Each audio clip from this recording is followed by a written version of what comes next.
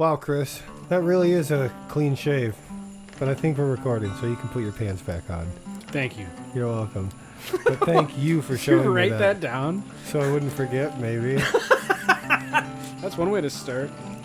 I tried. I mean, I could talk about my toilet paper debacle at work, but we'll go with the clean shave thing because it deals with the pubic region of my butt. Well, now tell me about this toilet paper debacle. Dude, you can't bring up a toilet paper debacle and I hate the toilet paper at my work. Is it like using tree bark? No, because it's not bad toilet paper in feel, but it doesn't rip for shit. Oh, so what it does, it's you're finishing your dookie, and you go to grab your little tufts because you're obviously not a crumpler, you fucking heathen. You fold up the TP. Do the mummy? You do the mummy? You fucking wrap your hand like a mummy. What's wrong with crumpling, Chris? You wrap your hand like a mummy, and then when I want to pull off, like tear the toilet paper, it tears like 75% of the way, and then breaks a corner and creates this super long, angled, thin piece. And I'm just like, it aggravates me. Restart. It aggravates me to no fucking end. I cannot explain how angering it is when you just want to do a quick wipe, and and it just keeps tearing and unfolding the roll. Like when it's sitting on the thing and it's now all over the place. Now you've used an entire roll for one wipe. And it's the big industrial rolls, that's not even the little ones. That's thick mummy hand. Dude, that's like 30 rolls. And it's not going to flush. You got to fucking pound that shit down. It's annoying as shit. Dude, we're getting off topic. Hello and welcome to Better or Worse Than the Room. And also now you know why there's toilet paper in the corner. That's when it rips, you just throw it away. Anyway, leave the brown stains. They don't matter. But welcome to Better or Worse Than the Room. I am Chris. Woo, I am Nick. And we're going to talk about Star Kid. Woo! Because that's the movie we watched 3 days ago. You mean the 1997? Wrong. It's 1998. No, I wrote it down. It's 97. Wrong. I looked it up. So it came out February of 1998. I did look it up because it said 1997. I promise you. Because look.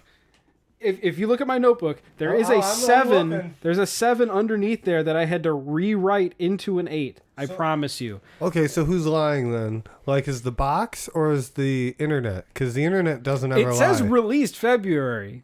It does have a relatively high score, though. Compared to most of the other movies we have watched, this has, I think, the second highest because It's a Boy Girl Thing was, I think, above 50%. Yeah. I think that's the only movie we watched so far that's above 50%. So, yeah, this was 43.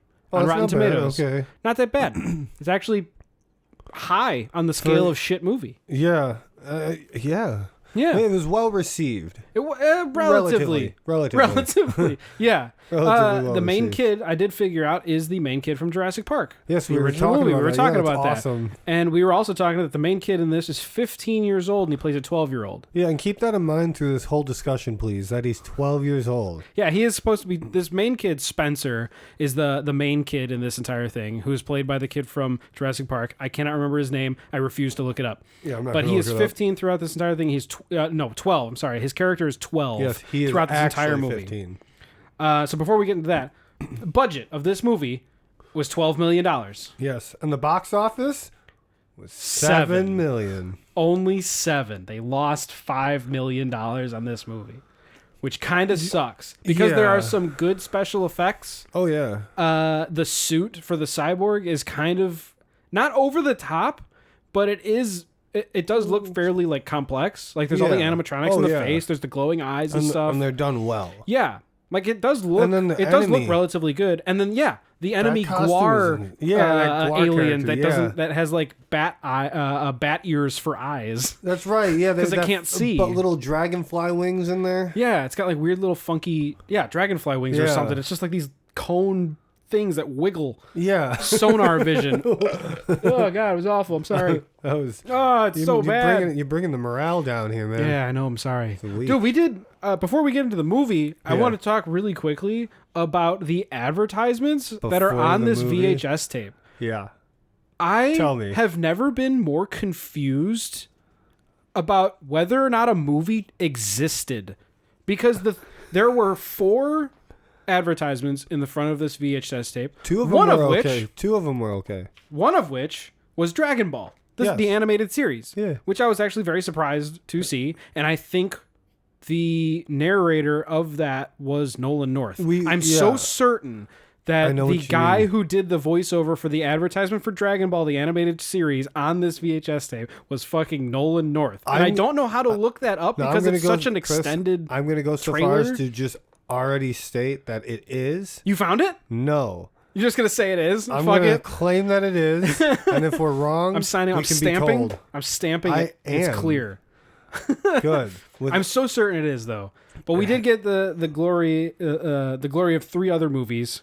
One of which was The Kid in Aladdin's Palace, which is apparently a sequel. It's like a sequel movie. It's a sequel money grab in this case to the movie A Kid in King Arthur's Court, which is essentially from, and this is solely from memory. I didn't look it up. This is from what I remember as a kid. I've never heard of this movie ever. I've never heard of it. I remember it's a kid. He's on a baseball team. They're playing baseball. He's in the dugout. Something happens. A portal opens in the dugout. He falls through.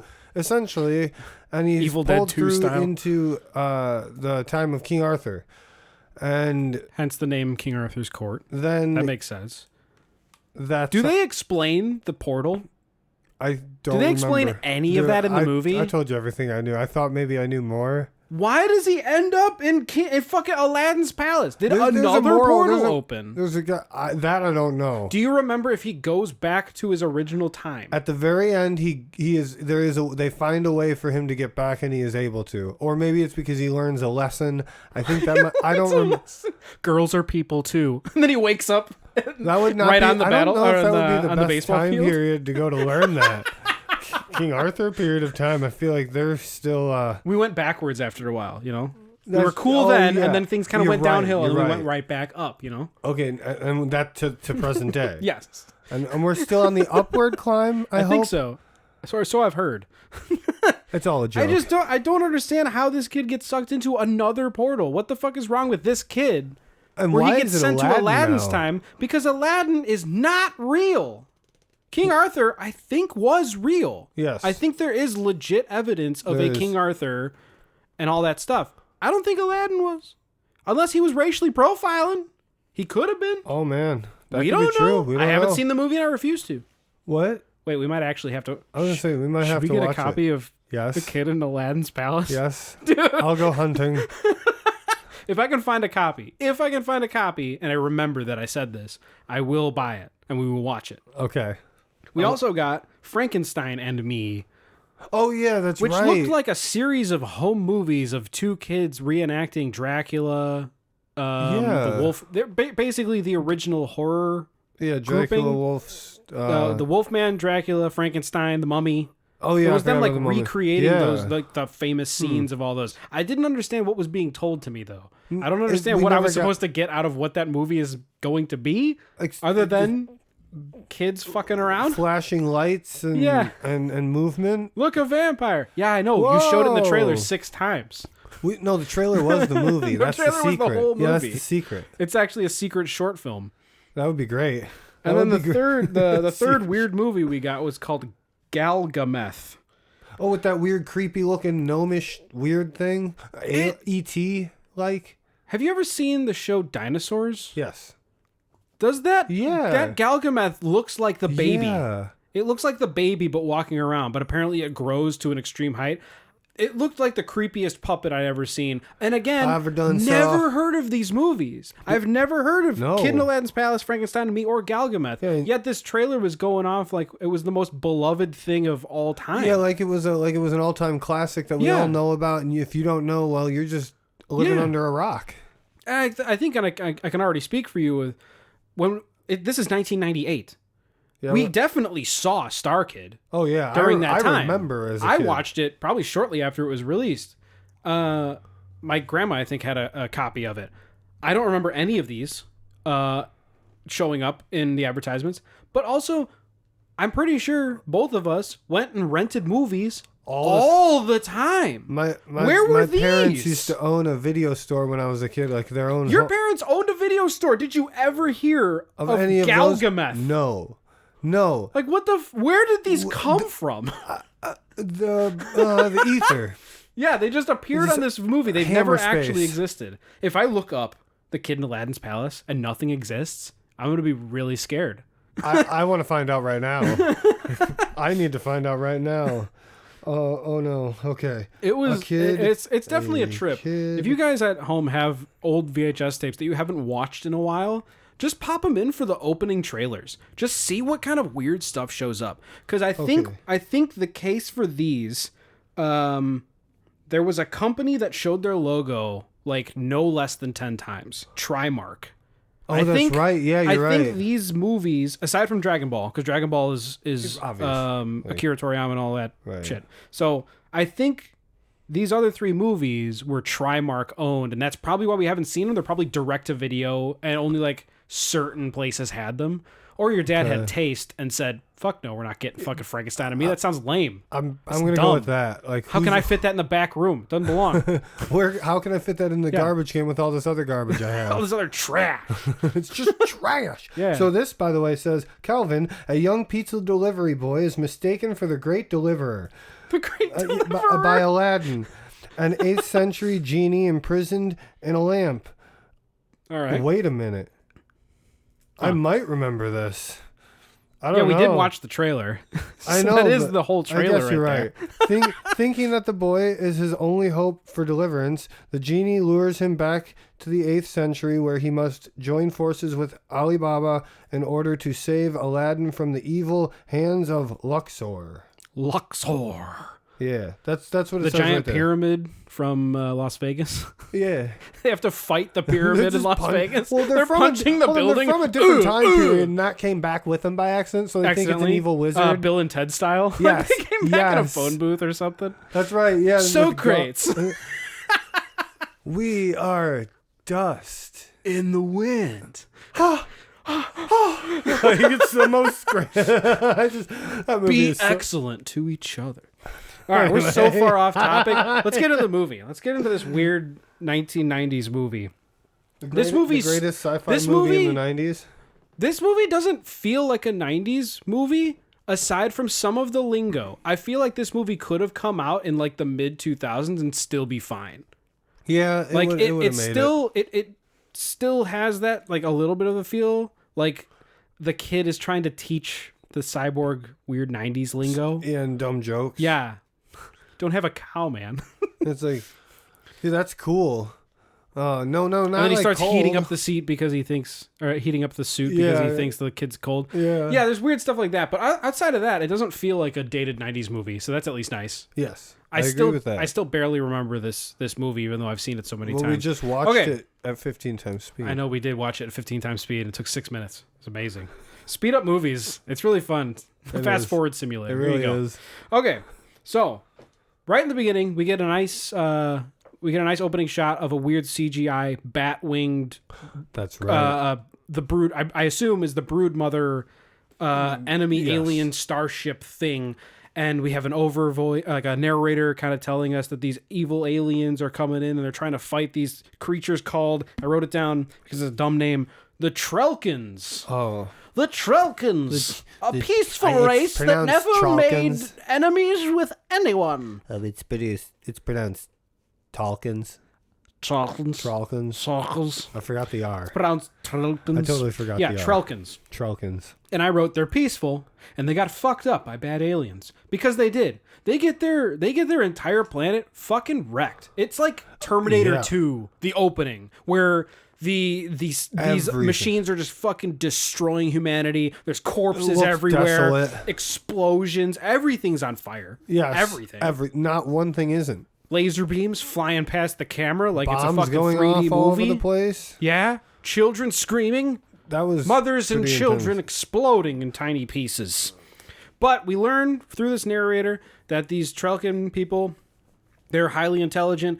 They're very technologically and scientifically savvy. So they were creating a weapon of sorts. Right. And they jettison it away from the planet to, I guess, send it off to a buddy planet, call for backup, make sure maybe. It didn't get in the hands of the nude warriors or whatever. The nude warriors. I mean, they don't wear clothing. That is. We don't know if they wear clothing. It looks like just skin on these giant creatures. All his weapons looked like that too, and then he would just rip them off his body, and it's a weapon. Because he creates them. he secretes his weaponry. Oh, that's his little disgusting. the bad guys.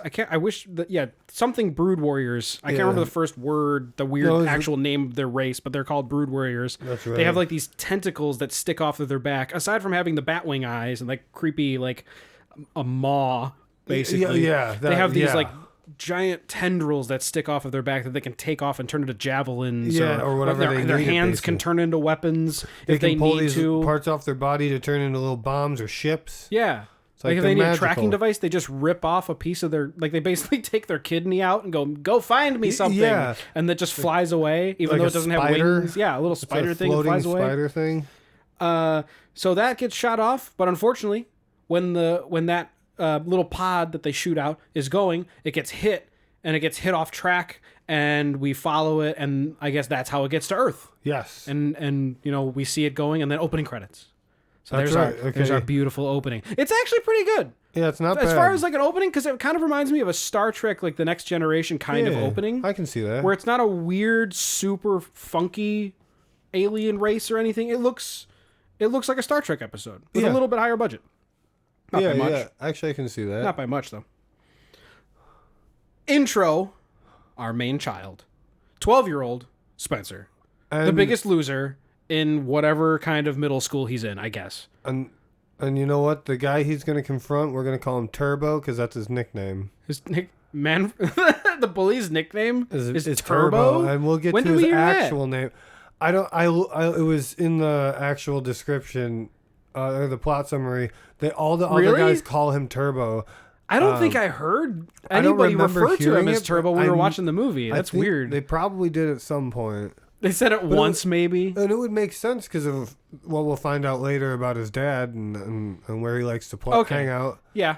So here's our intro to Spencer. Spencer is on the playground, and he's apparently being bullied by a big kid who we figure out's name is Manfred. Manfred. Yeah! He kind of looks like the chubby kid from Sandlot. I was literally going to say looks that. Like in the face, like he's got that same kind of facial structure with the hat on. Yes. He kind of looks like that kid, the fatter kid. Yeah. Like you're killing me, Smalls. Yes. That guy, the guy that says that line. That's who. Like, just picture Manfred. That's Manfred. Yeah. And he's bullying Spencer, who looks exactly like his character in Jurassic Park. Only he's a little got the taller. parted. It's a little taller. He's a little bit taller. He wishes he was a baller. That's true. He's got giant fucking buck teeth because he's 15. Nasty buck teeth. And in person, he's 15. Yeah. But as a 12-year-old, he kind of makes sense. He's got that stupid parted fucking Jonathan Taylor Thomas hair. Everybody in the 90s has Jonathan Taylor Thomas hair. Everyone. What's wrong with that? It's cool as fuck. Let's bring it back. We should. We should Single-handedly, you my balding, and me with the part. thickest hair of all time. Yeah, I could totally pull it Your off. part will just go straight up like like the Red Sea. What? It's gonna be parted just like that. Oh yeah, it'll part and go up. Because your It'll be hair like goes Don up. Law, which unfortunately we can't show on YouTube because I guess yeah, no. MTV just hates the fact that people want to watch The State. Fuck you, MTV. How are they gonna find it if they can't find it? Exactly. If you guys have ever really wanted a good sketch show, check out The State. It's good with all the people from Reno 911 and a portion of the cast from Wet Hot American Summer. Check it out. But we learned that Manfred fucking hates Spencer, beats the shit out of him all the fucking time, and actually during this opening scene, like basically ties him to the tetherball pole and like bashes his head in with the tetherball. Like just keeps bouncing it off of his head while a circle of children are just like cheering him on. You'd be like, yeah, fuck Spencer. He's a penis. He fucking sucks. Fuck you, 12-year-old. Right. It's like it's so cruel. Why in movies does everyone hate one person if they Why in movies does everyone hate the main character? We found out the main character is always a loser. No, they're like cheering him on. They're not. Why does everybody hate him so much? What did he do? He seems like a quiet kid. I can't imagine hating the quiet kid that much. He doesn't do anything. He's slightly awkward. Maybe they just think Manfred is super cool and they don't want to get on his bad side. Maybe. I mean, they don't want to get bashed. They don't want their heads getting bashed in by that tetherball. You know, a famously rock hard tetherball. Yeah. That would feel great though. But thankfully, Thankfully, a teacher comes in and stops everything. Yeah. I can't even remember the teacher's name. Neither can I. But it's the science teacher. It's the nice teacher. It's the teacher that Spencer likes the most. Yes. Who has a larger role to play later on in the movie. But she shows up. She cancels everything out. She's like, hey, stop fucking around. Yeah. In those exact and then words. She calls in this him, PG-rated movie, she's hey, fuck off. Manfred, fuck off. That's when we learn his name is Manfred, because Yes, she calls him she calls that in front him of all the Manfred. students. Yeah. And then we figure out with her telling him, like, again? Really? Again? Telling Manfred, like, come on, fucking quit this shit. Right. It's too much. You really... For one, Manfred's picking on a kid with no mom, because we find out later that Spencer's mom had died 2 years previous because she was sick. What a dick. Like, maybe Spencer's quiet because his mom died when he was 10? I'd be a little traumatized. That's a pretty formative time in your life. Yeah, it's fucking early. Yeah. I couldn't imagine that kind of stuff. Awful. Like, I lost parts of my family, but when I was much older. Right. So I don't have the same experience as that, but I can only imagine somebody that close. Yeah. Leaving your family under death. And at that age, 10 you years sometimes old. wonder if there was something you could have done, because you don't know. You're young. Yeah. And then that causes whatever. Yeah, it's young. He has a right to be quiet or draw or read to himself. No, he doesn't. Or He has whatever. to be a real boy. Yeah, he's a real boy, real Watch big man. Pinocchio, you idiot. Maybe Manfred hates him because Spencer reads comic books and Manfred doesn't know how to read. Because we do learn. That's probably it. We do learn that Manfred likes comic books. He likes one comic book in particular. Not Moon Knight. No, it was something like Moon Knight. The one that Captain Midnight. Yeah. The Midnight Warrior. Yes. Midnight Warrior, that's what it was. I remember because it was MIDKNIGHT. Yeah, I thought it was Moon Knight the first time I saw it too. I think we both made the same joke when we were watching it originally. Like, it's a Moon Knight. Yeah, that's right. Even though I've never seen Moon Knight nor know anything about him. But yeah, the Midnight Warrior. We see him, he's drawing in class. His teacher actually has, because they have to solidify the teacher as the funny teacher. I wrote down her terrible joke that she says shortly after he got beaten to death with a tetherball.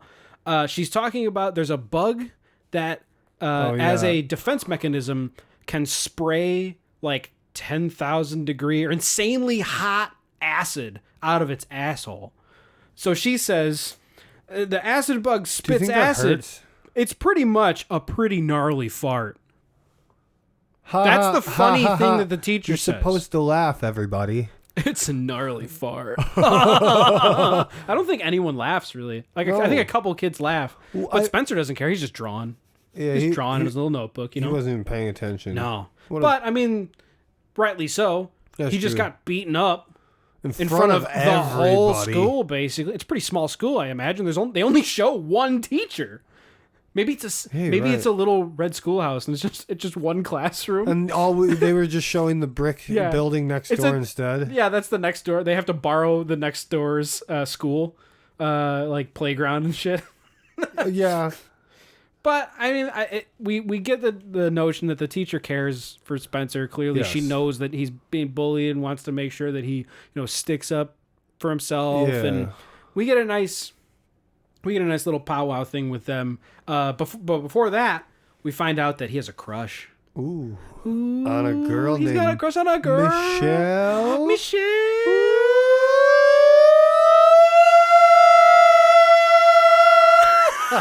THX. That's exactly what I was about to say. Yeah, Michelle. Not to be confused with Michelle from Dodgeball, which would have been a far more funny relationship. Hilarious.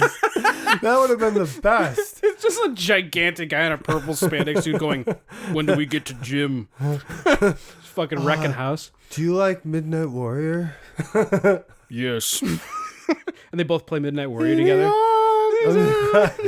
So we find out that his crush is in their science class, and she walks up to him, and as a typical 12-year-old who doesn't know shit about girls, he locks up even though she's talking to her, which I would do exactly the same thing.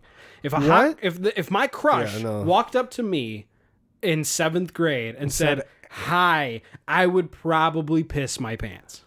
Is that I gotta go, and then I'd run trailing pee. And then you go to your friend and go, dude, she talked to me. Dude, it's totally, we're good. I think we're dating now. Yeah, we're married technically. Like, dude, it's crazy. We've been seeing each other. We'll never be separated from this point in our life. Even though you haven't seen her in like 3 days. I can't You're see her, purposely dude. I'm avoiding too her. nervous. Dude, she's your wife. Go talk to her. I can't. I've never seen her before. What if she rejects me? Dude, she's your wife. She's your wife. She's my wife. Yeah. So we find out, he's got a heavy crush to the point where he won't even talk to her. He is so stunning beauty. He was stunned. He was fucking stunned. So he has a little powwow with the teacher. Teacher's obviously seeing that he's tells him getting... to just do it. Basically, yeah. Yeah. The teacher gives him a whole spiel about, like, you got to face your fears sometimes. Like, go get that. Bullies, they're going to be bullies, but maybe you got to stand up to them and show them that you're not going to get pushed around. Which, not the smartest thing in his situation, because he's clearly, like, the way underdog. Like, oh, yeah. he's not going to win those fights. Well, but he hasn't fought back. So maybe it's time for him to, like, stand up for himself. Yes. And maybe it'll give him the confidence to grab that tail. Because the teacher kind of knows that Spencer has a crush on Michelle and is like, fucking get that. Kind of knows. Yeah, oh yeah, get it. Teachers know everything like Teachers that. do know everything, and they don't exist anywhere outside of school, as we all know. So after that, I think we get to a point where Spencer sees Michelle at a restaurant called Ben and Jerry's. Yes, and the only reason he sees them is because he's walking home from school because his shit dad didn't bother showing up to pick him up after school. Yeah. Like an ass. Because we learn, well, we'll talk about that in just a moment when we learn about his dad. He's a super busy guy. Yeah, incredibly. But it's all about the kids, man. That's why I'm never home. No, it's all about the money. It's all about the money. Yeah, which we need to have these kids. These kids. Whose are these anyway? Whose are these kids? I don't know where we got this one, but whatever. So anyway, because his dad doesn't pick him up, he doesn't know what to do, so he's going to walk. And as he's walking home, he sees Michelle. Yes, he sees Michelle, and then he starts prepping himself to talk to her. Yeah. And he basically just wants to say hi and ask her if she likes Midnight Warrior. Yeah, but he says it like 4 times. Yeah. Hi. Hey, do you like Midnight Warrior? Do you like Midnight Warrior? No. Do you like Midnight Warrior? Yeah. Do you like Midnight Warrior? Right when he gets up to them, they're getting up to leave. And who else shows up but Manfred? Fucking Manfred. That kid is just He's everywhere. Following him around. Dude, there's a theme of stalking. I was about to say Spencer stalks Michelle and Manfred stalks Spencer. Yeah, there's a whole series of and then the nude warrior stalks the whatever, the cyborg. Suit. Yes, thank you. Yeah, I couldn't. To be fair, that's his mission. So it makes sense for him to try to find it. It's still stalking. No, because he's not watching him from a distance and waiting and knowing exactly where he is. He just wants to find him, get him, and get the fuck out. Well, Manfred wants to stalk. He wants to stalk his prey. So like Predator. He's got fucking camouflage. Yeah, but what about Spencer? He stalks the girl. Yeah, but he doesn't know about camouflage yet. That's true. He's just out in the open like an idiot. He's only 12. Manfred might be 17 for all we know. He's a giant kid. Held back 15 years. We don't know. He's literally never left 7th grade. He just lives there now. Still, to this day. It's been 14 years. Yeah, and he's still 1998, there. Still there. It's not his fault. Yeah. So unfortunately, Manfred, being a dildo, comes into play. Fucking talking shit yet again. And he says, we're going to fight now. And Spencer's like, not now. And fucking shoves him like super hard onto the tables. And then all his goons are, hey, good job, yeah. All his assholes. And what does he do, Nick? So he grabbed, okay, first of all, there's a sin involved here. Somebody left almost an entire cup of Ben & Jerry's sitting on the table. Full cup. It looked like strawberry shortcake. Maybe 2 bites and that was it. Yeah. And then, but he picks it up, turns around and slams it. Smushes so hard. It. Smushes it right in the face. Smush! Sorry. I couldn't help it. He just fucking wrecks him. But yeah, he fucking slams it. He slams it in Manfred's face. Like a champion. Oh, it's great. Like a champion. And then books it. Because you don't want to see the aftermath of that. You got to get the fuck out. No, you did your part. You got to fucking run. So he does. He gets the fuck out of there. And he runs down some alleyway from the room. Probably the real alleyway that they should have filmed in instead of the 2-wall set that they actually filmed in to play football. Movie, we need a set. Wouldn't it be hilarious if they were running through and then all of a sudden Tommy Wiseau is like walking past, tossing a football up and down to himself? So, what the hell is wrong with that guy? Oh my That'd God. be awesome. So they run through the alleyway set, and Spencer, fuck you, phone. Spencer hides in a trash can, and thankfully he gets away because Manfred looks in the wrong trash can. They skeeter off. So he's skeeting off. He's got away clean, while Manfred had but he has sugary Manfred crap chases all over after his him. face. Oh yeah, and then they get in the. Oh, sorry. The phone distracted you. It broke your entire mind. It freaked me out. I was like, no. Yeah, but Manfred, he doesn't find him. Spencer is hiding out inside of that gross, like, cockroach infested. Yeah, that's right. Garbage can, and he thankfully gets away. Nasty. And eventually does meet up with his dad, who we find out is a turd, a business guy. He's got a phone in his car. He's exactly the pilot. He's exactly pilot dad from Left Behind. Something Steel. No. The pilot was something. Brad Johnson. The pilot? Brad Johnson was the pilot dad who just recently died. No. Yes. Oh, in real life. Brad Johnson. In real life? The actor recently died. Okay. Brad Johnson. The character name was something Steel. It was the character name was Steel, but the actor was Brad Johnson. I believe it was Brad Johnson. Yes, I think you're right. I have the VHS over there, but I'm too. It's okay. I don't care about it. I think it is Brad Johnson. So R.I.P. to him because he was a good actor and it did make sense. But his character, pilot dad that we talked about, and the daughter have exactly the same relationship as the two kids in this movie, Spencer, and we find out he has an older sister with their dad. Dad's never home.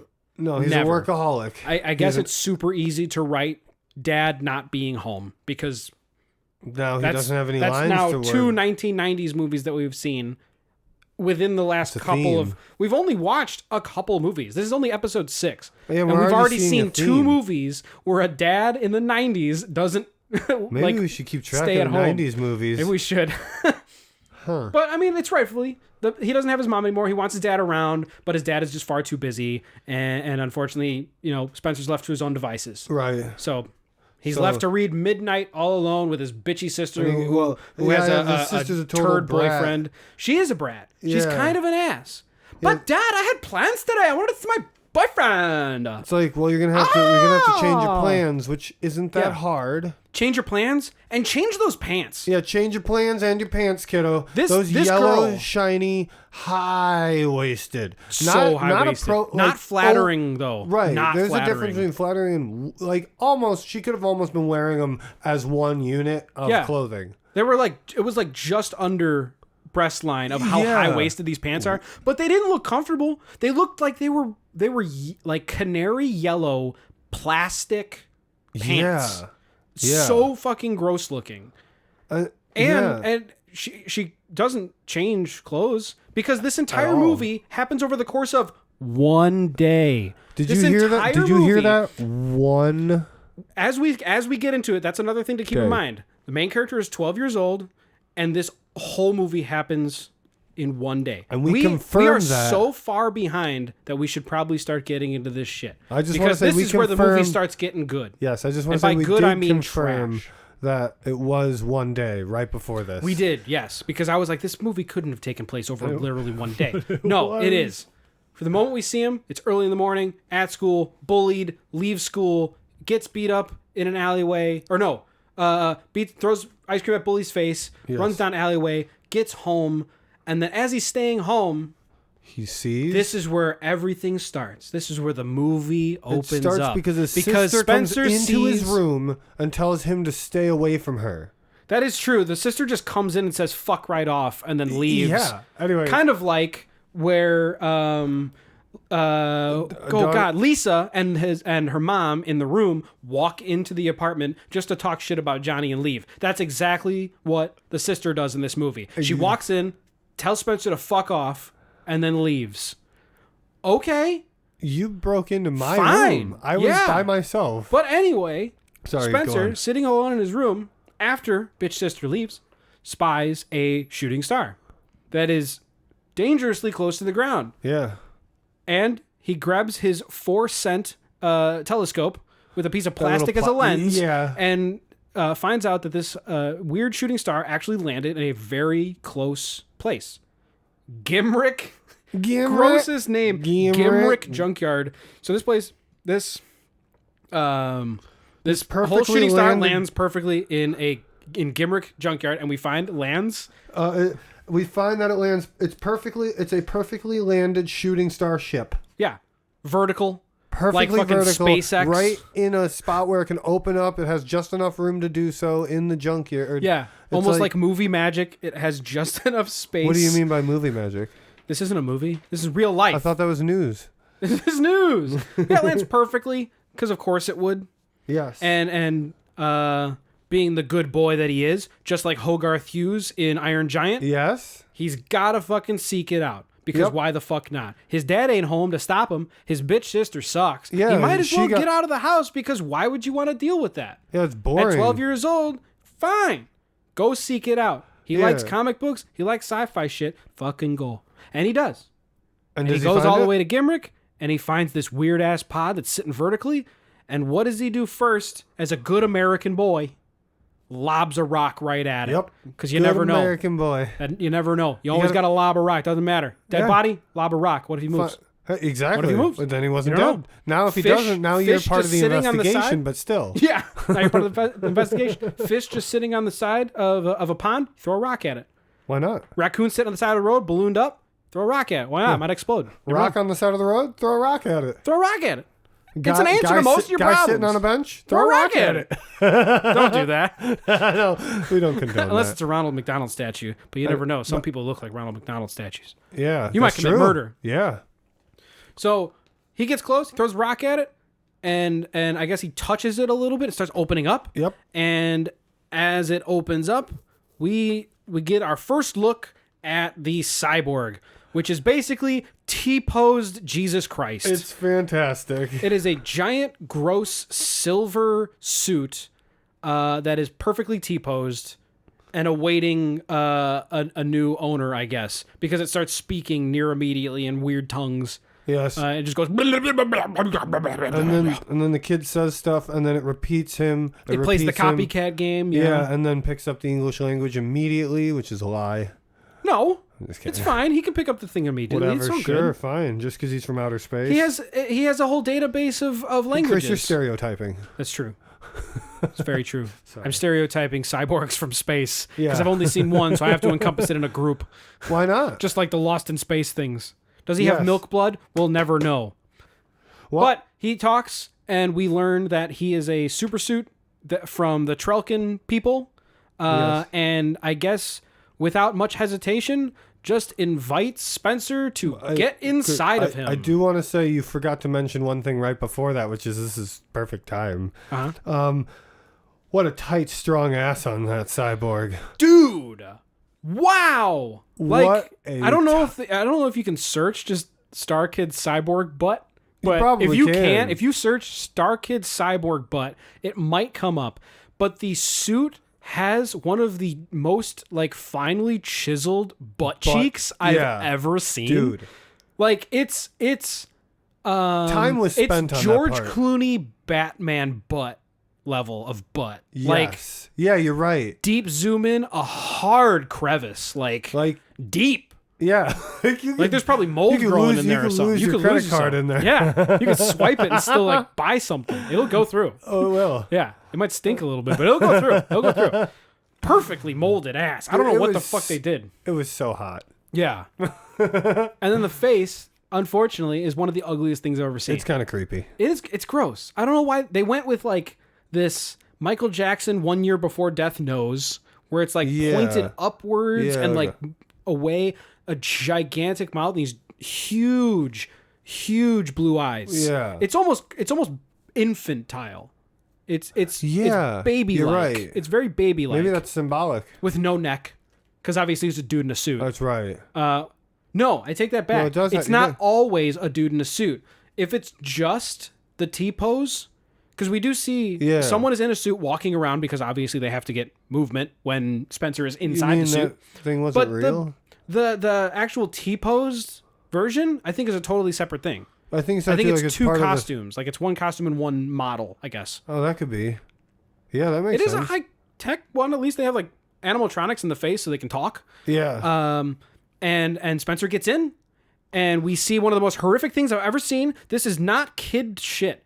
Like, it's terrifying. The inside of this suit is definitely out of a fever dream. Like, it's terrifying. It's gross. It's like Ivan Ooze, but hardened. Like, yeah, it's just like this weird, brainy looking, sparkly material. Yeah, it's like a weird greeny, purpley, pinkish, gross sludge almost. And it has a face. Like, there's a whole face on the inside. That like wiggles and talks and smiles. Dude, it is creepy. It smiles at him Yes, once. it does. That's right.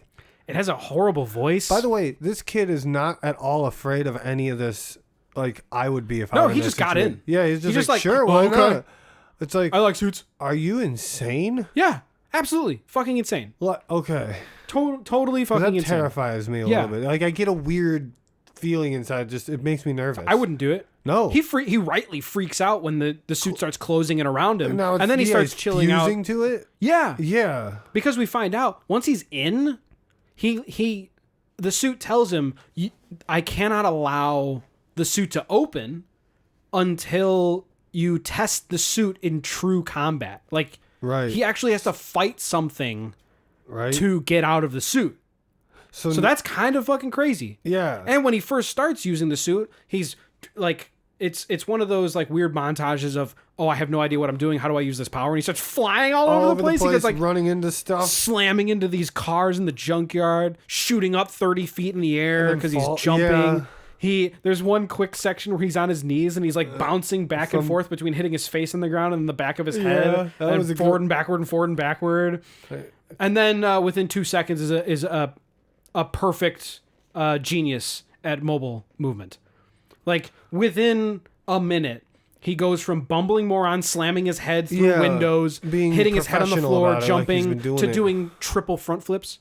It was way more than triple. It was like 900 front flips. It was literally just a full. He would die. He performed at the X Games like immediately and got 10 fucking gold medals. It was amazing. Yeah, it was the best. He picked up a car for fun. Yeah, to see because he wanted to. Because he's a big, strong man now in his suit. Yeah, he is a big, strong man.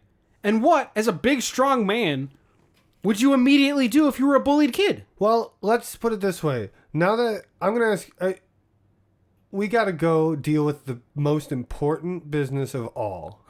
Dookie? No, even better. Cool. We have a bully. Yeah. And now we have a super suit. Yes. Let's go ruin his life. Fuck yeah. All right, cool. Wreck his house, dude. I'm in. Destroy his whole family. Destroy his family's business, too. Kill his parents and leave him as the only survivor. So at this point, we find... Yeah, that would be great. That's the rated R version of this movie. We find out that he goes to where Manfred's dad is working. Manfred's out in a customer's car at a really nice auto shop. It's a really nice race car. Yeah.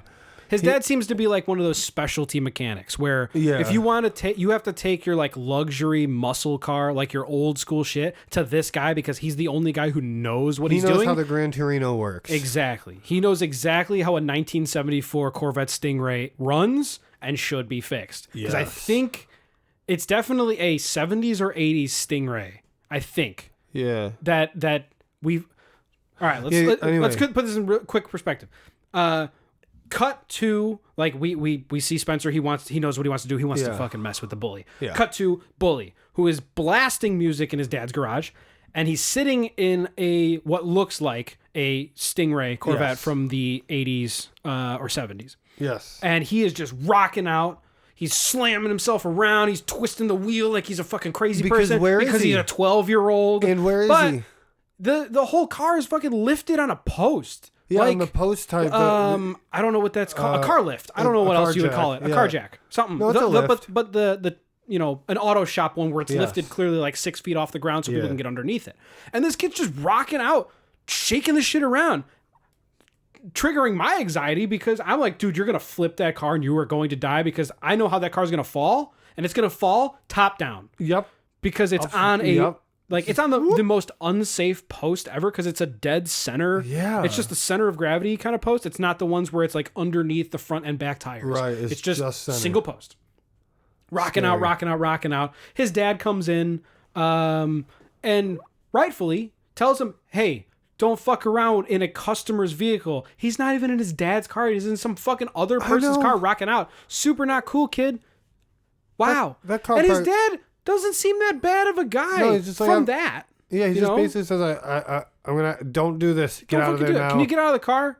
Yeah. Like he says it firmly, but not like a jackass or Right. anything. You're not like, oh, this dad's like a white trash No motherfucker. wonder this No, he's kid's just a a bully. normal guy. Yeah. He's just a hardworking blue collar dude. So it's like there's no reason for him to scream about it.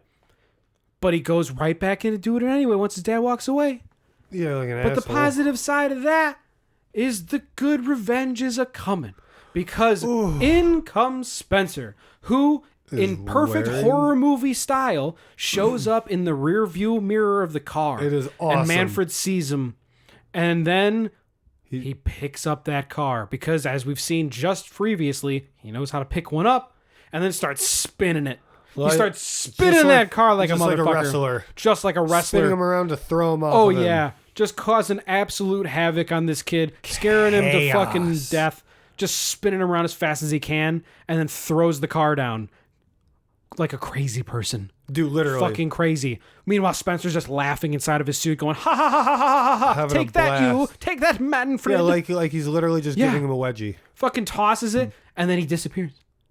And Manfred gets out of the car, shaken. Oh, yeah. Not stirred. Rightfully. Oh, shaken. Not And stirred. gets out of the... He puts his hands on the top of the car and goes, oh, thank God. And then what Oh, happens? thank you. Oh, thank you. And then a big hand shows up from the side of the screen, pokes him in the shoulder and goes, excuse me. And Manfred turns, and you see this gigantic fucking suit, and he goes, give me your brains, Oh, or yeah, that's whatever. right. That's and literally what he freaks says. him out and scares him, and Manfred backs up, and he bumps a over wall. he bumps over a bunch of paint cans on the wall, and he gets paint all over himself, and then he gets scared and he runs off. But as he runs off, fucking just leaves these huge fucking footprints Prints all all over the this customer's car, just wrecking it. Kind of turning into a McDonald's mobile because it's a red car with yellow paint on it. Literally. Yeah, you're right. Not sponsored. Right? We'll pay you $1, but only if you pour yellow paint and all the over last, this red car. we can't forget the last thing he does to Manfred in this whole event. He picks him up, walks him to a dumpster behind a store, and throws him into it. And Yes. that dumpster Yes. is a pet store dumpster. Yes, it is. full And the of- reason he finds him is because clearly he's trailing paint exactly where he That's is, thinking right, he can that's get right. away. But he ain't getting away.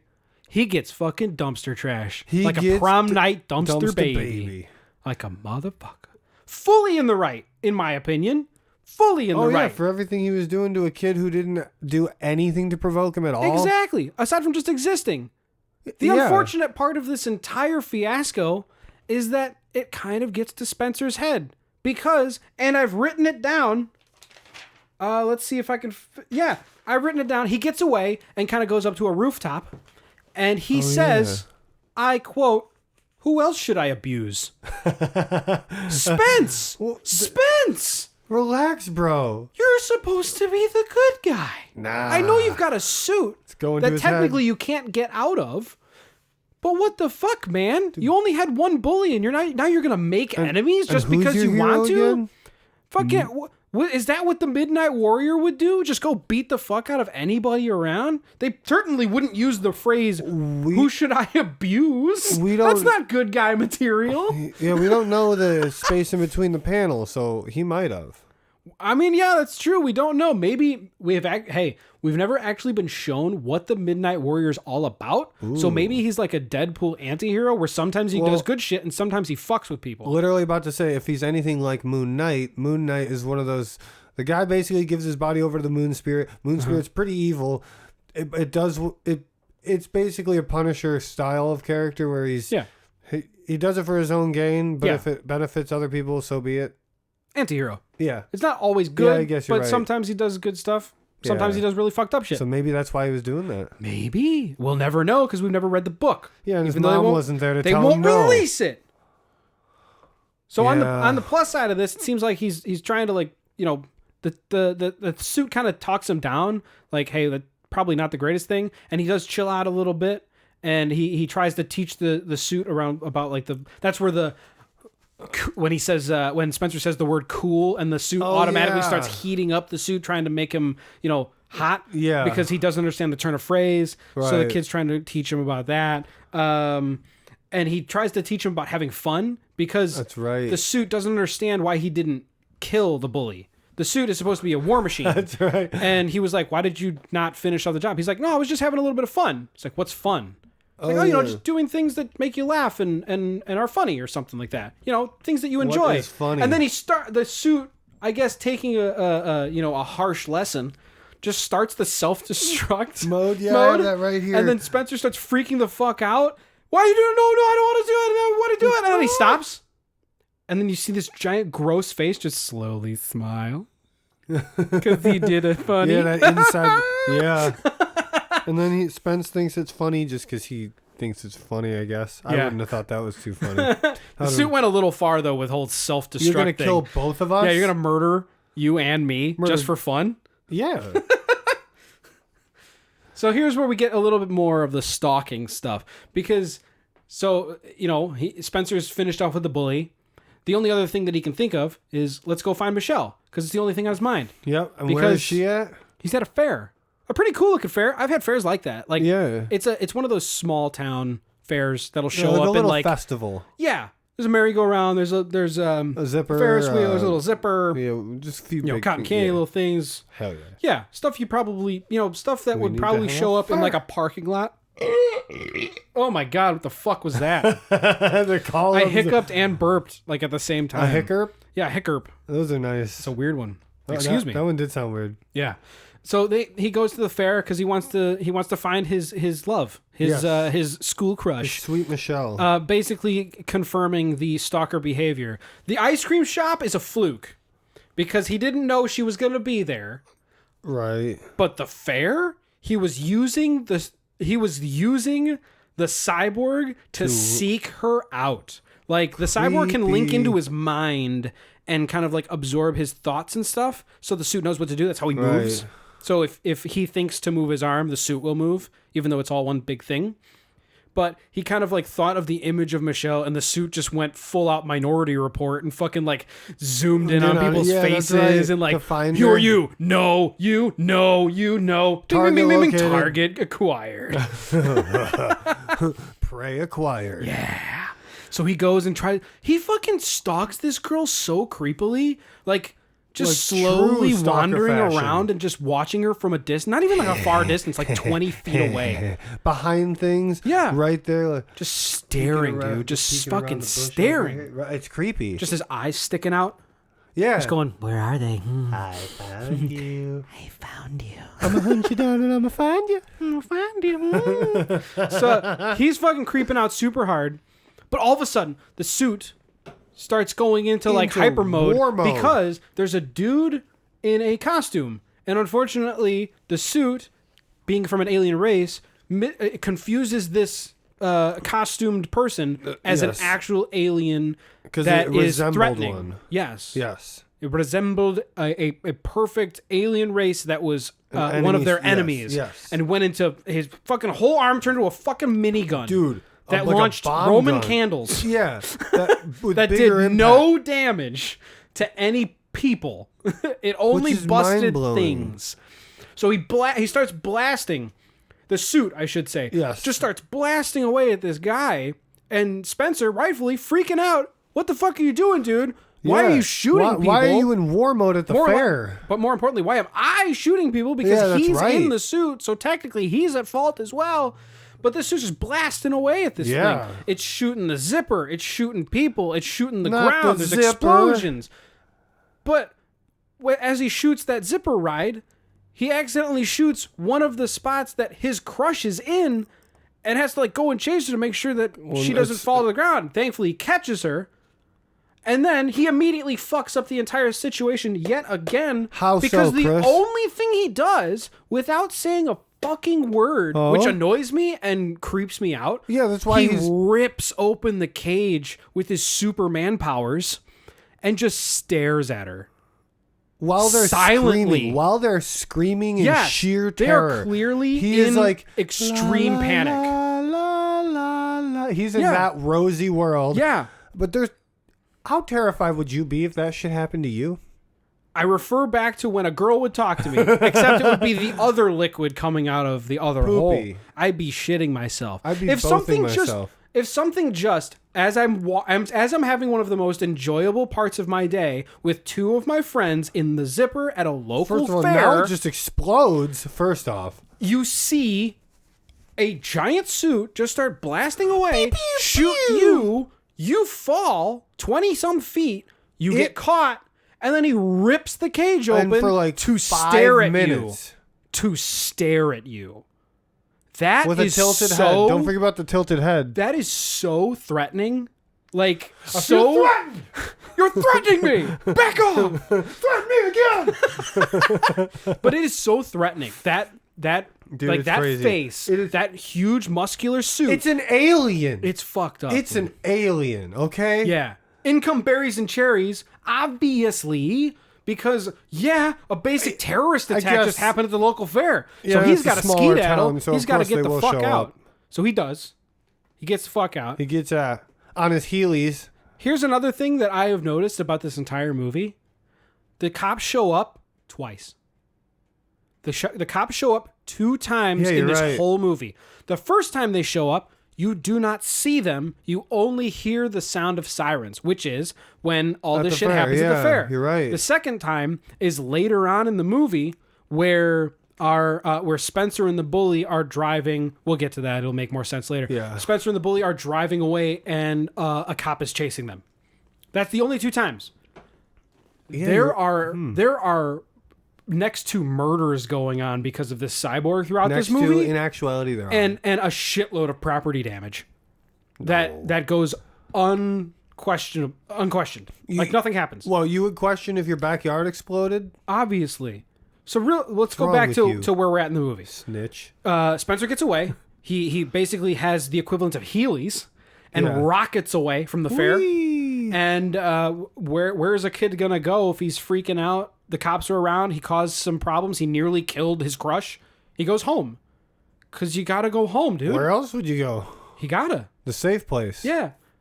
But because he doesn't understand the suit too much, obviously he knows that to do 7,000 front flips in a row and lift a car and spin it around perfectly And without catch losing other his balance, things and save catch other people. things and launch Roman candles out of his hands, blowing up people and machines. That was the fun part. Just starts wrecking his own house because he just wants to make some food and doesn't understand his own strength. And He just wants a slice of pizza. Yeah, and sometimes Psy also does things that it thinks he's trying to do. Yeah. Psy is the cyborg. Oh, yeah. Spencer names the cyborg Did we Psy not say because it's that? easier. I don't think we did. Oh, whoops. Okay. The cyborg, his name is Psy because he just shortened cyborg down to 1 syllable. That's fine. That's creative. Good though. enough. Good enough, I We guess. know who we're talking about. Yeah. Spencer, a 12-year-old. Could have called him anything. Could have called him Jeff. Fart boob. Fart boob. I'm Spencer, and this is my hulking alien suit, Fart boob. We kill things. On his planet, it's a very masculine name. True. It's true. It's very masculine. So he gets home. He starts looking for food. And unfortunately, because he doesn't know his own strength, he's tearing this place apart. But I know what you're asking. Where's the sister? Well, the sister just fucked off with her boyfriend. Even though she was supposed to be home, he came around with a cool new motorcycle. Yeah, And you know, Triumph, you no gotta less. go out on the motorcycle. Yeah, it's a It was a Triumph. Triumph crotch rocket. Which I Yeah. didn't even know Triumph made crotch rocket. I thought Triumphs only made like... Not fancy, but like closer to Harley Davidson style Yeah, I see what you and mean. long trek bikes. Yeah. Like the yeah, ones with the huge saddlebags and the big comfy seats. You're right. I view Triumphs as like the middle age to retirement nice motorcycle. Yeah, I spent a lot on this one. Or car, because Triumphs used to make some sick That is true. convertibles. That They is used to make true. some super cool old school convertibles. That's true. My grandpa used to have a couple of them. They were awesome. awesome. He had one that basically looked like a mob car.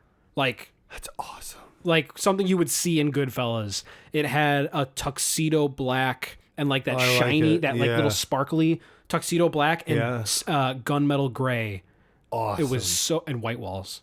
It was fucking sick. It Sold. was super nice. White Wall sold me. No clue what happened to that car. No idea. Magic. It had couch seats in it and everything. New upholstery. I think it had an original dashboard. It was fucking nice. Was it mob used? Is that why it had? I have no idea. It upholstery just now? looked like it. That's why it's not gone. There was a body underneath the back seat. Just don't lift that seat up there. Yeah. Shit, what was I talking? Okay, girl's gone with her boyfriend on the Triumph crotch Yes. rocket, so that's why she's not around. He's just wrecking house. He walks through a wall. He swings he wrestles the fridge. He does. He wrestles the fridge. He puts it on his head and spins it around. Yep. Fucking crazy. Blasting through everything. So, what are you going to do now? You just fucked up your whole thing. Dad's going to be home any minute. Within a couple hours at least, because he's off to work. Sister, who the fuck knows where she is? She's going to be pissed. So where's the only other place he's going to go? He goes to his teacher's house. Why the fuck would you go to your teacher's house? Why would you know where your teacher lives? Why wouldn't you go to your crush's house? This is another reason why I think the teacher and the dad are fucking. That's what I was saying. Because the teacher knows where the dad lives, and the kid knows where the teacher lives. And something else is going on in this PG-rated movie. It's a strong relationship. It is. Everybody. They seem to know each other quite well. I almost thought originally, like right when Dad and Teach were talking, I thought maybe like they would maybe get together. They more like they were related somehow. Like cousins, sisters, yeah, or like a niece or something. Yeah, I was thinking that because of how familiar they were with each other. Yeah, could be just really bad writing. It could be, could be. Like, we don't know. We don't know. But he goes to his teacher's house, who loves sci-fi movies, so he, I guess, assumes that she'll kind of understand. Yes, and he does probably one of the worst things ever, which is grab her mouth to silence her and hold her down, basically telling her, shh, don't scream, it's me, trust me, it's me, while pretty much strangling his teacher. Yeah. And then she sees him, screams, and they both faint. pass out. They both faint. Why does Spencer faint, though?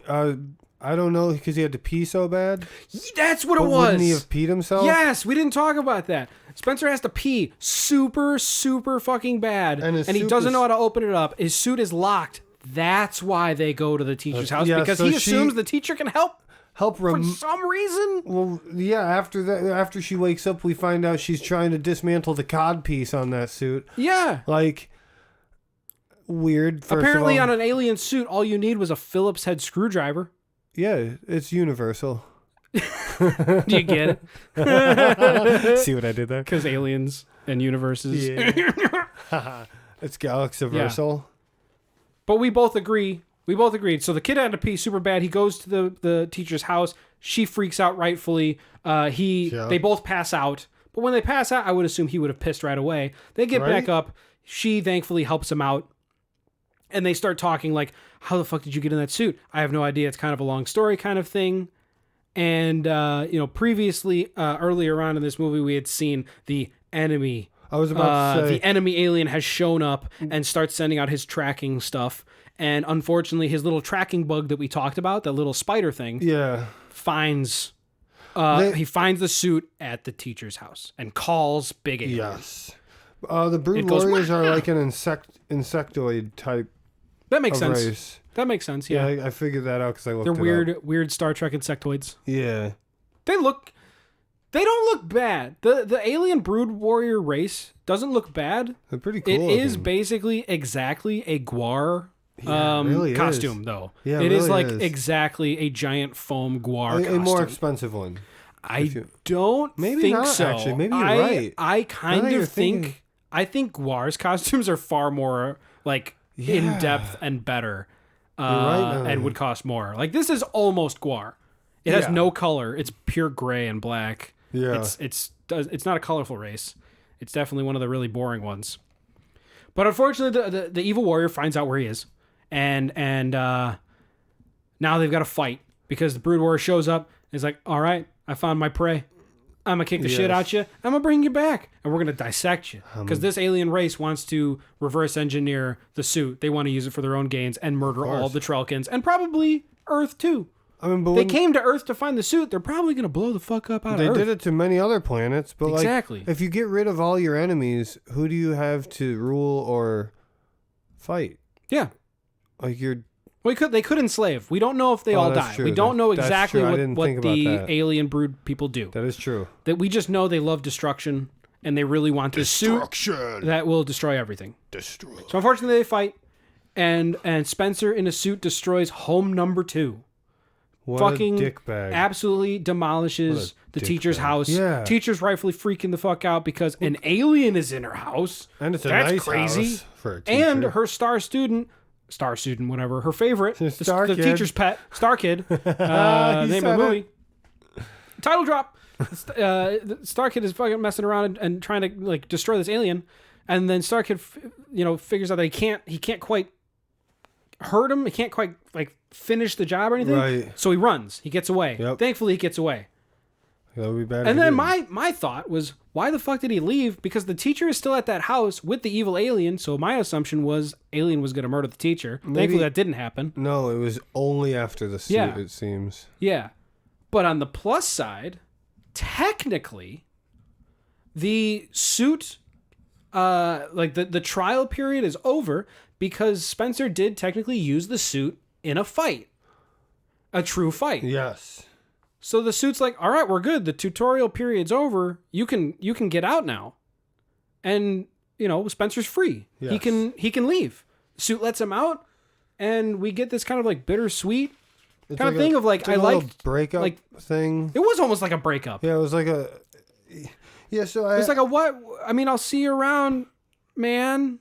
So I love you. I wrote. So after the fight scene, says he wants to live to be 13 years old. That's true. And yeah, that's kind of how the breakup starts. Yeah, he's fighting the alien. He's kind of freaking out. He gets away mostly because he doesn't want to die. He's a 12-year-old, so it makes sense. Yeah, he wants to live till his 13th birthday, and then he leaves the suit at the pond in the T pose that he lets him out in. Yeah, like kind of hunched over, weird pose. Yeah, and he's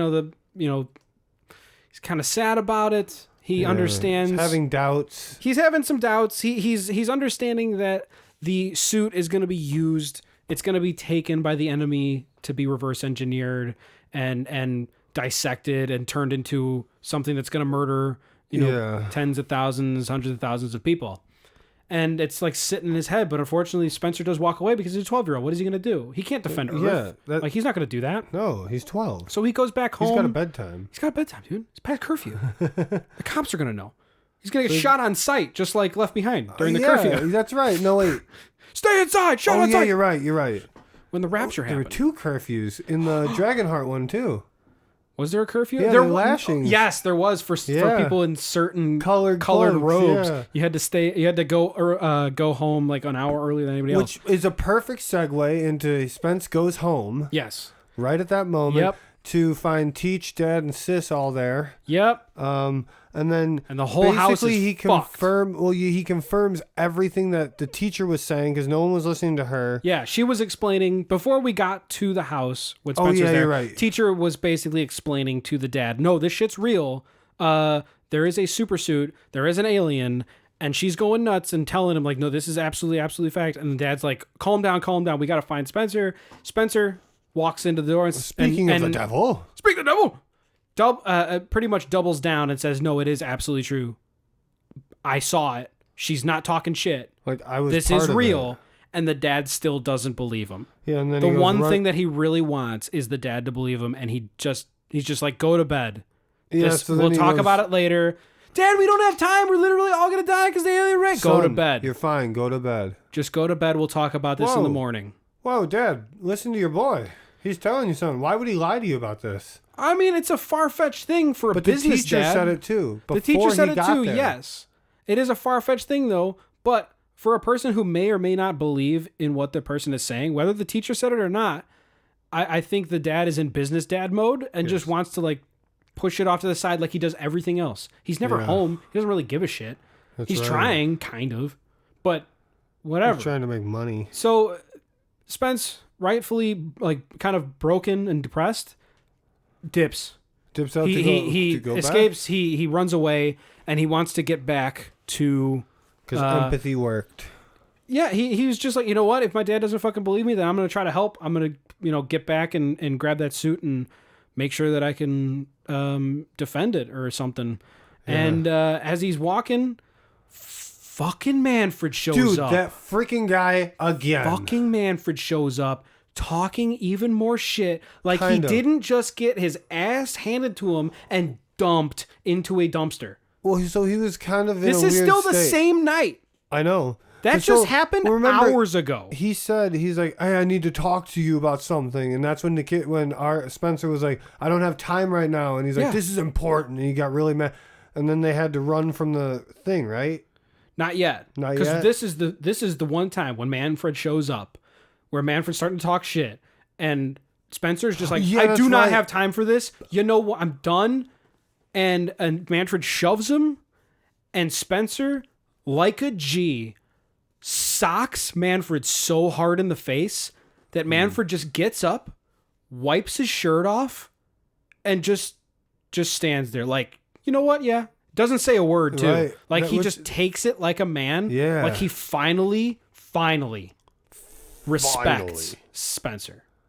Yeah. Finally. He finally understands. Finally respects him, says, you know what? Fine.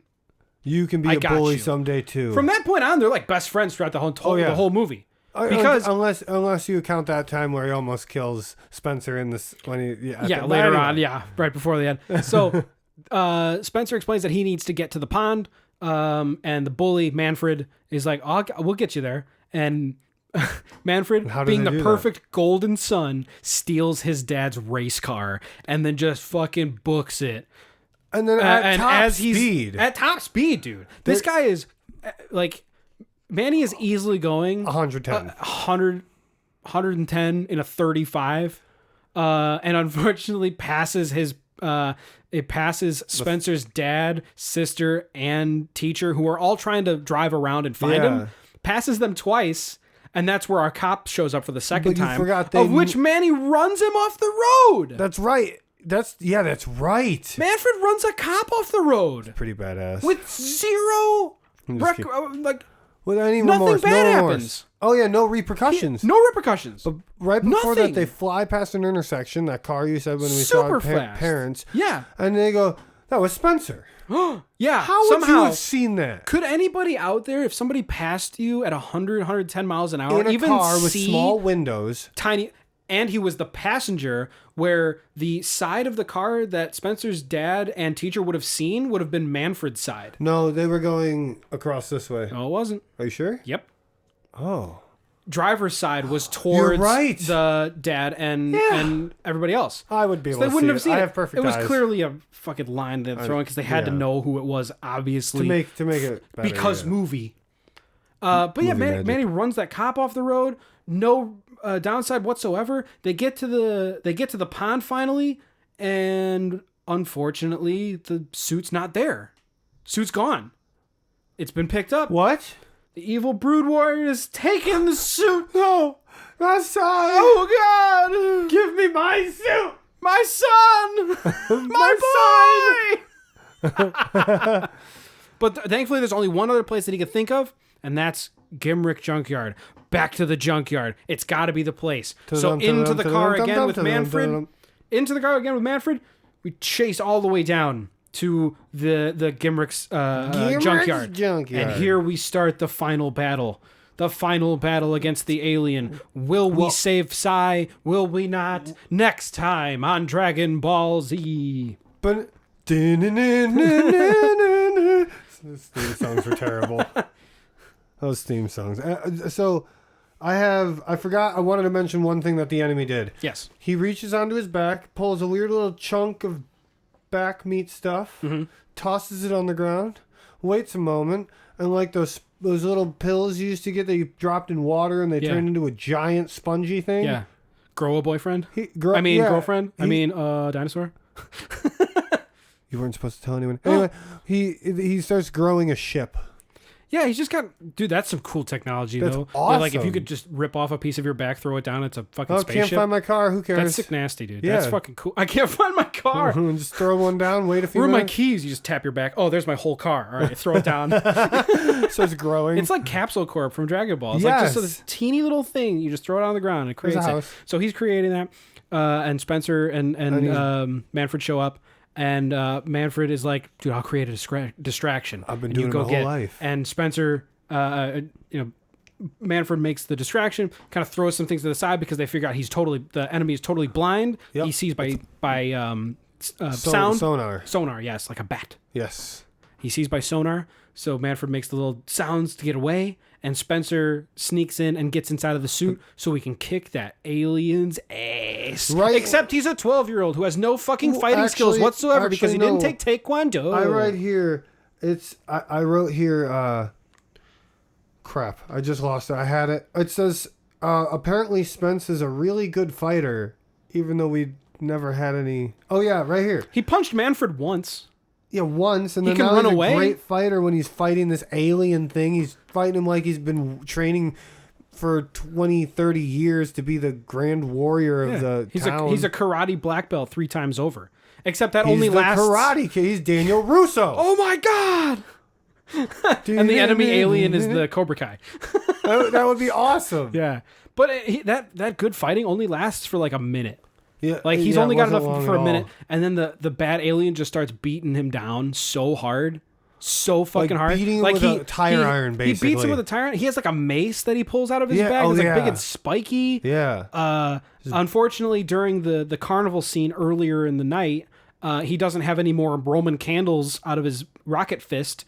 That's right. Cyborg doesn't have Oh the yeah, rocket that's fist right. shit tries anymore. to He use them ran in- out. Yeah. So all he's left with is just fists. And then he realizes he can make like a hammer and stuff and kind of does a little bit of damage with that. Yeah, that's But right. eventually, unfortunately, he gets knocked down and can't get up again. They're never going to keep me down. He gets knocked down. So he gets up, or he gets knocked down. Around. Nothing can keep you down. Except for that alien who beat him down. And then ripped his tits off. Because this alien is beating so hard on Cyborg's chest that it like rips pieces off and now Cy's not responsive, so this yeah, kid he is kind of like goes inside dead. an unresponsive suit. Yeah. That's terrifying. And he's like yelling like, get off, I can't get everything. You know, I'm gonna die. That's right. And it's sparking and yeah, he's sparking, exploding, and Manfred's just watching and going, oh no, my friend. My brand best new friend, he's going yeah. to die. I don't know why I we gave just him that become accent. best He doesn't friends? sound anything like that. Yes, he he's did. going to die. My friend, My Spencer. friend is going to die. He sounds like Dracula. My name is Manfred, the bully from school. And then, what a tiny rock like drops on Cy's head and he gets up again. Crumb of debris falls, taps his forehead. Yeah. boop, and he's back on. And he's back up. A little bump. Okay. Yeah. What? No idea. No All right. clue. Maybe that's But what the unfortunately- computer was. I keep saying unfortunately. That's my word of the day today is unfortunately. Because most of this is unfortunately. It really Because there's a lot of is. things that happen and then it immediately goes bad. And then and then all bad. And then it's good and it's like bad. It's like a weird up and down So graph. because Cy basically like shut down, he has like no power. His suit is out of power or just shutting down. Like there's so much damage to his chesticles Yes. that he just can't hold a Do charge any- or whatever. yeah. He can't move. So he has to kick Spencer out. So Spencer's not alone, but like unarmored. He's fleshy. Well, you know. and while Manfred is taking the bad guy around because he's distracting him at the moment. So Spencer has time to get out. Yeah, because and he covers the suit with a couple of pieces of sheet metal from cars. yeah.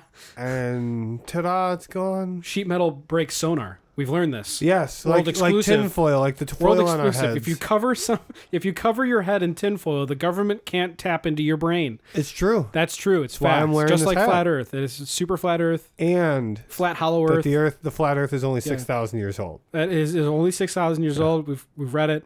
We know it. I couldn't go any further without laughing. So Spencer gets out and they kind of create a plan. They've got to distract this guy. They've clearly got to do something. Yeah, because he's walking But- around with a saw drill tri-pincher hand. Yeah, After them, we it's learned that the alien can turn his hand into weird stuff just like Cy can. Yeah.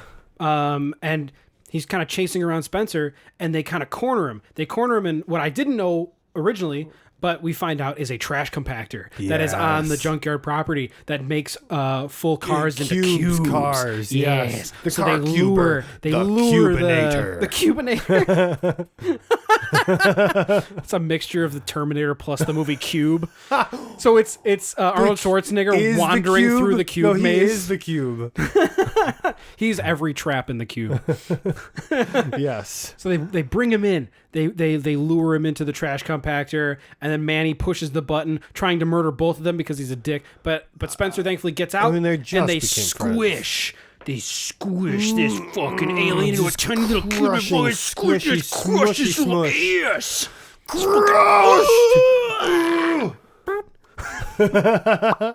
They squeeze him into a tiny little cube.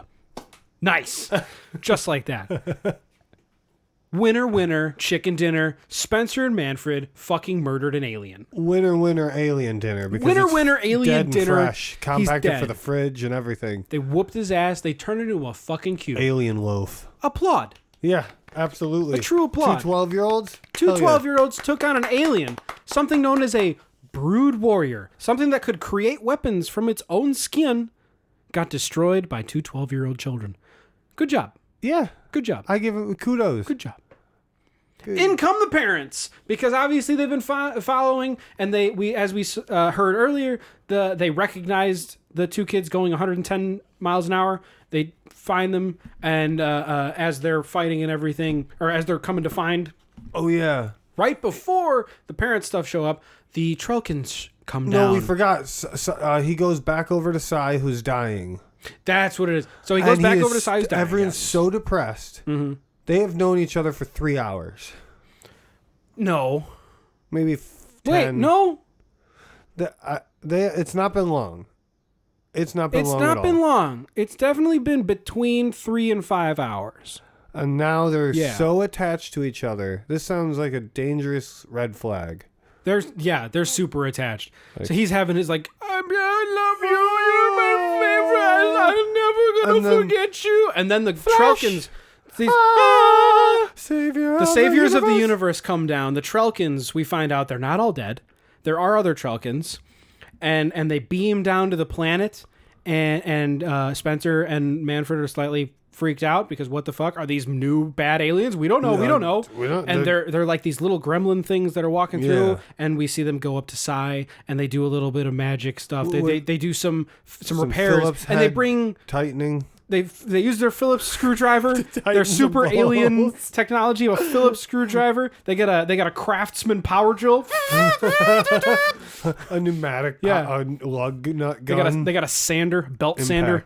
Just buffing out those scratches. We'll buff those scratches. Don't worry, for Dutchie. you. We'll buff out those scratches. and they bring Cyborg back. He's at least running, and he's able to explain like, oh, don't worry, these are the good guys. This is my creator, my scientist person, and the aliens are like super thankful of Spencer for like taking care of them and saving him from the aliens, and they give him a nice medal. It's pretty awesome. Pull off a cute little medal, and they pop him right on his chest like you're an honorary whatever the fuck you are. Yeah. That was kind of nice. Yeah, it was actually. It's really nice. I thought that was really cool of them. And they beam away. And I guess never to be seen again, but he's got the memory. He's got the pin. Yeah, just like an Iron Giant when the sergeant gives him these movies connected? No.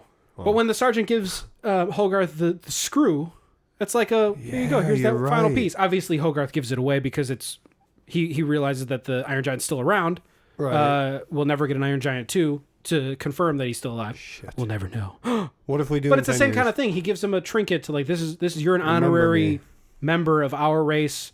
We truly appreciate everything. You've been deputized. Kill whoever you want. All right. Here's a gun.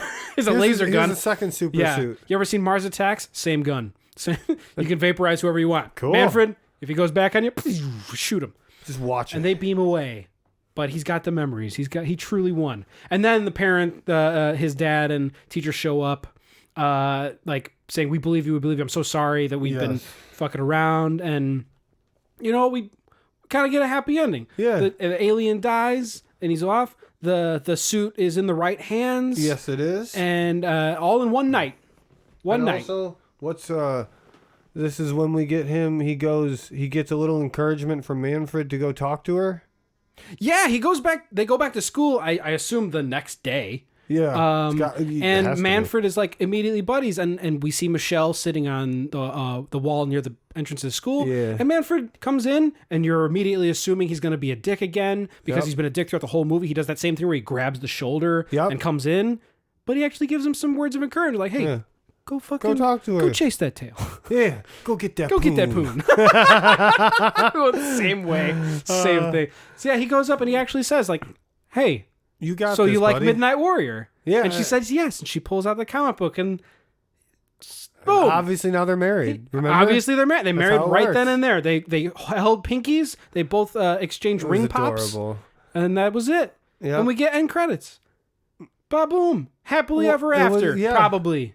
Well, we never know. For a week, she was pregnant at 14. They got divorced at 17.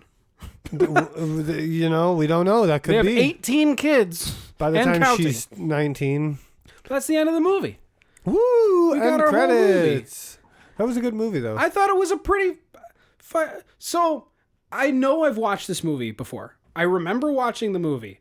I barely remember a lot of points of this movie until we had recently watched it. Same here. There were a lot of things in there that was like, I don't remember this at all. This is like watching it brand new fresh. Because it was like 1999. It was familiar imagery and parts, like just moments, but nothing more. Yeah, nothing more. But after a rewatch, still a pretty good movie. Yeah, it held up better than Dragonheart. It did hold up way better than Dragonheart. Dragonheart was not as good as this. No. I think, did we say Dragonheart was better than The Room? No. It was worse? No, it was definitely worse. It was definitely worse? Yeah. Okay, because you it was actually trash. were able to follow the plot of The Room, but you can't follow the plot of Dragonheart, yeah, because it's trash. Because what was the point again? I don't know. Exactly. Dragons are cool. The Room, the whole point was... Francis from Malcolm in the Middle is old. That's right. Oh, we didn't say.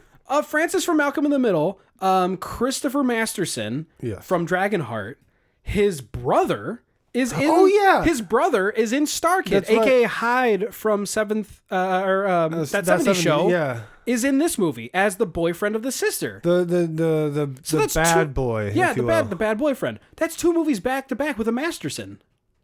I did not know conspiracy. I did not know that until I had looked up the IMDb. I wanted to see no way. what the budget was and stuff like that, and the Rotten Tomatoes score. As I was looking things up, and I saw, I can't remember his first name, but Masterson, and I was immediately like, Hyde from that 70s show. Yeah, Francis. That's great. They're brothers. So that was cool. Here. Yeah. All right, let's make a call. I personally, I think this is way better. This is still a fun romp. What is wrong with you? No, I'm just kidding. If you're gonna show somebody, like if you're gonna have a fun night of just like rando movie, I feel like while The Room would be very fun to show people, I feel like this is just a genuinely good time. Yes, it's just a good time because The Room you have to Okay, so The Room you actually have to focus and pay attention to more, whether you want to or not. You have to weed through weird bullshit. Yes. You have to be ready for The Room. You don't have to be ready for this. No, this one's pretty concise too about its plot points when they show up. All the way through. So, except for the fact that 2 people's houses are completely destroyed and there's absolutely nothing to do to rectify it. Nobody fixes it. No cops are called. I have a house. Home insurance is expensive. I can only imagine how much it costs to replace entire walls. And do you remember how nice those houses were? Yeah, they were very nice. And some scenes they were clearly a set. Yeah, because that's right. Like the main floor had like no furniture and it was giant. Yeah, that's right. Like 20-foot wide hallways. Like what the fuck is this? That is not real. Perfect stage hardwood floor. Like those foot wide panels. Yes. Yeah, that doesn't exist on regular housing. No. Not unless it's a super old house. But what do you think? What is your call? My opinion is that this movie is better than The Room. It is not worse. I agree. I think this is a sick time. It's good. It's got its weird elements, obviously, but it is sci-fi, so it's allowed to have that really strange atmosphere. It's easier to follow. Everything comes together. Yeah, every point. Yeah, nothing's left. We even get some surprises, like Manfred turning into like a basically good kid. Yeah, like he pulls a full 180 in one night. And the battle scenes aren't bad. One night, they're not bad. Well, a lot happened. One night though. Chris, if that happened to you, I think you might have a change of heart too, and I want to. We could actually be friends outside of just this podcast. No, we don't talk outside of this. I know. I don't. Okay, that's for later. Even though we have struggled through that, clearly negates that entire statement. Dude, I want to say one thing. Yes. About all of the destruction that has happened throughout this night, because it's only been a few hours. You mean like Armageddon levels? One night. Un night. K-N-I-G-H-T. Deep Impact. Deep Impact. I think I have that movie. If it was from my house, you do. I do have Deep Impact. One night, all of that damage. Mostly, I'll take out the fact that there was home damage. The fair. At the fair, when Cyborg is shooting off all that and destroying shit like crazy. Dude. That should have caused widespread panic amongst the entire city and should have been news within 5 minutes. Of the country. Yes. That shit would have been known. The movie that the teacher was watching would have been interrupted probably. Yeah. People would have been calling constantly. There would have been cops literally everywhere. There should have been legless people screaming on the ground, but there weren't. There weren't, because it's a PG movie.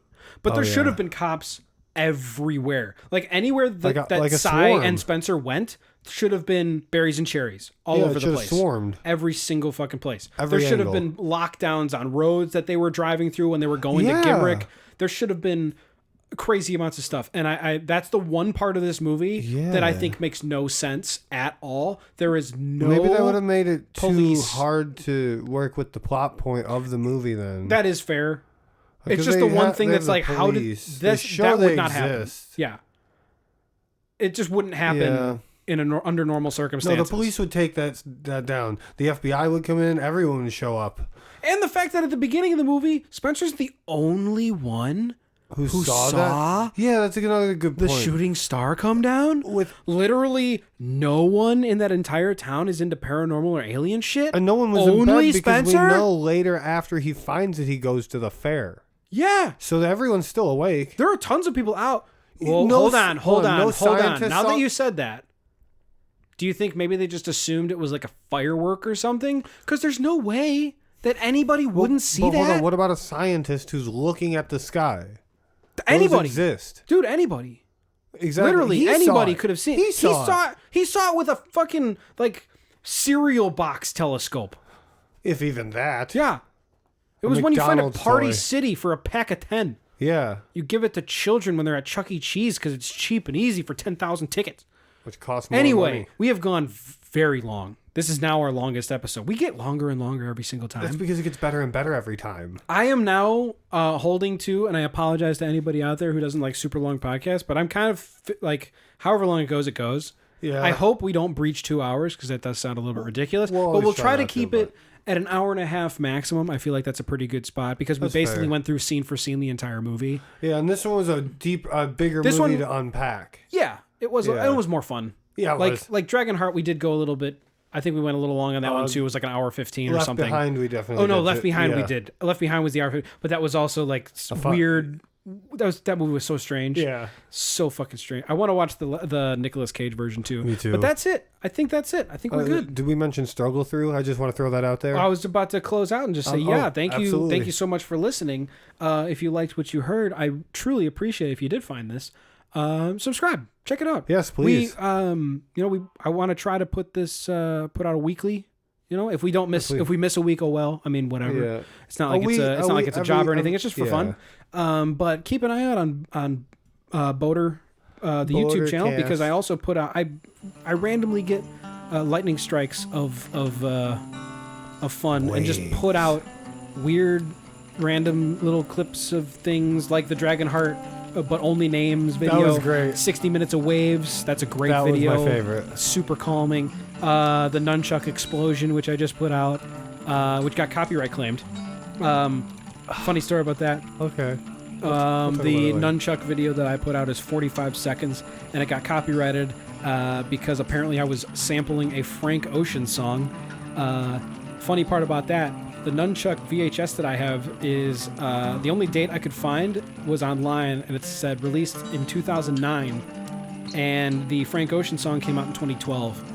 So why is mine being flagged when mine was clearly out before? So I Yeah. disputed it. So Good. hopefully that'll get removed because it's kind of pointless. I'm not making advertised revenue or anything like that. No. I don't plan on ever putting have- advertisements no, I on don't anything. wanna- I don't wanna make just want to people make do sure that ads aren't being put on that because it's clearly not correct, and I don't want anybody else to make money I off see of what- something that's clearly incorrect. Right. Because yeah, maybe Frank Ocean saw the nunchuck video and sampled it. But anyway, me and Nick also do Struggle Through Gaming. Yes. If little stupid video game things are your jam, you can check out Struggle Through. I'll add a link in the description. Yes. But Hang I think out with us. I think that's it. I truly appreciate you guys checking this shit out. And Yes, we'll me have too. another great movie. Let's see. I'll give you a little sneak peek Just of a what sneak we're peek of what's next. of Oh, what I we're gotta know doing what's next. I Oh gotta my know what's God. next. You gotta tell me what's next. Oh my God! It's Metallica. Like the band? No. And that's No? and that's I think the funniest part is I found a movie called Metallica that has nothing to do with the band. That's awesome. It is another sci-fi movie. I watched it once. I literally have no idea what I saw. If I'm I I'm can't trying wait. to remember, blank. Blank? I remember this guy's face on the cover, I do not remember a single word he says. So that's going to be fun. Keep an eye out for that. I really hope it's going to be good. It's probably going to be one of the worst movies we watch. But we don't know. It could I have be a no gem. idea. Could be a gem. Could be a gem. But that's it. Thank you so much. We're out of here. We love the fork out of you. Bye! Get! Go on and get! Go on, get! You gotta get! Bye.